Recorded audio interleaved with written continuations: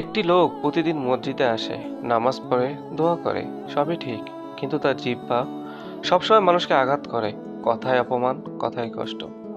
একদিন রাসূল সাল্লাল্লাহু আলাইহি সাল্লাম বললেন, মুসলমান সেই যার হাত ও জিহ্বা থেকে অন্য মুসলমান নিরাপদ।